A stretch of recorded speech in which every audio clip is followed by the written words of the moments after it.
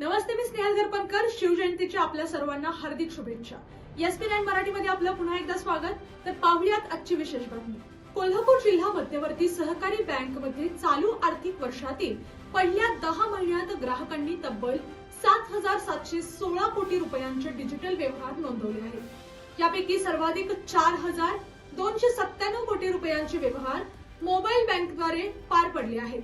ग्रामीण भागातील ग्राहक तंत्रज्ञानाशी जुळवून घेत असल्याचे यावरून स्पष्ट होत असून ऑनलाईन व्यवहार वाढल्याने शाखांमध्ये प्रत्यक्ष येणाऱ्या ग्राहकांची संख्या घटली आहे.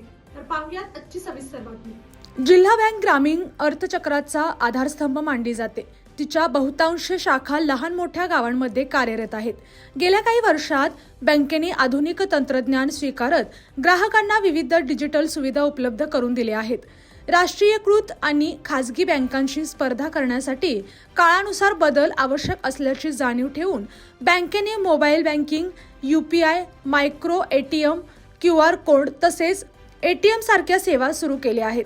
यामुळे ग्रामीण ग्राहकांचाही डिजिटल व्यवहाराकडे कल वाढताना दिसत आहे.